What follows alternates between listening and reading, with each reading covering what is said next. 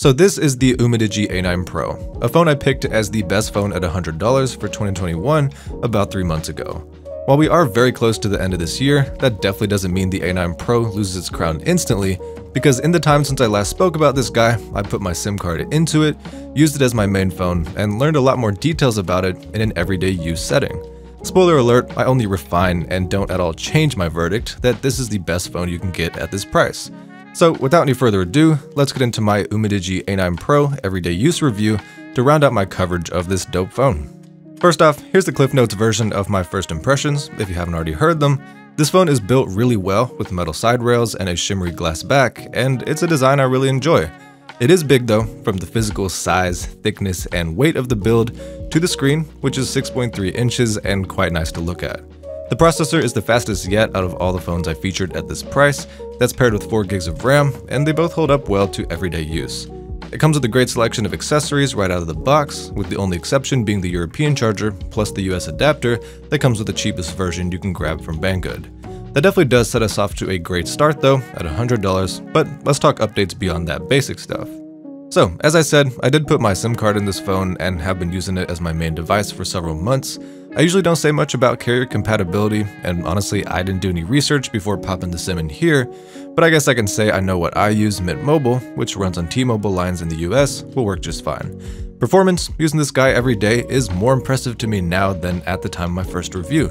I can definitely say it's got fewer lags and glitches than previous year's phones, and it's safe to say that's because of the upgraded processor.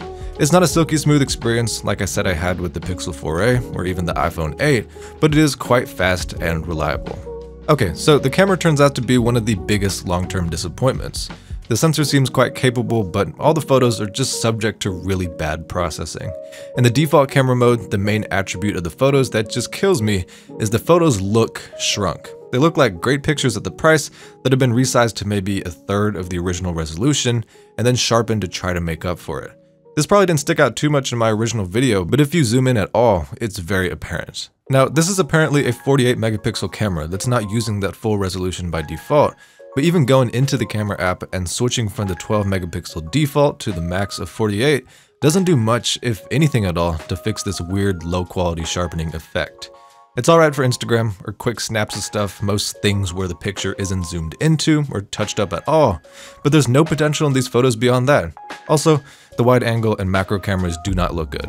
I do kind of like the selfie camera though. Sometimes when scrolling through photos, I'll mistake pictures taken with it for Pixel or iPhone photos, which is definitely a good thing. Not a deal breaker by any means in the camera department, but important info for anyone who's betting on the camera quality following my first impressions.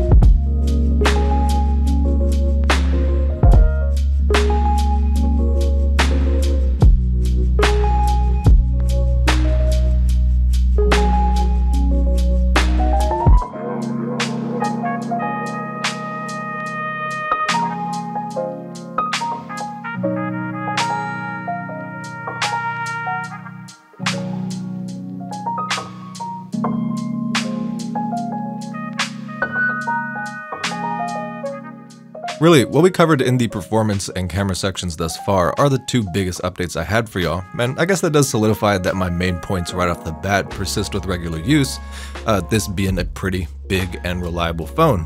But I do want to round out this everyday use review with some miscellaneous details of my experience that aren't really significant enough to give their own section. First, the Fingerprint Reader is improved over the A7 Pro. Last year it sucked, this year it works 90% of the time. There's also this customizable multi-purpose button on here. Seems like it could be nice to have, but I just end up accidentally pressing it all the time.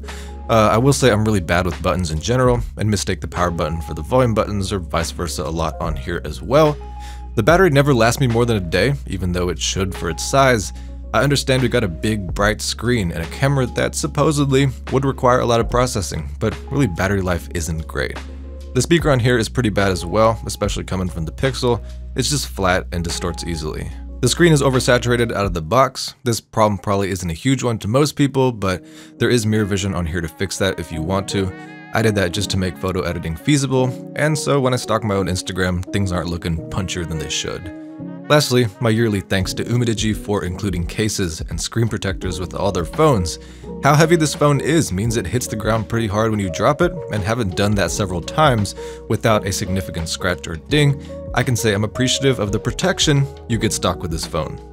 But in conclusion, I stand by my verdict that this is the best new in age and condition budget phone you can buy in 2021 going into 2022. An early happy holidays to y'all as we round out this year, and I'll see you in the next one.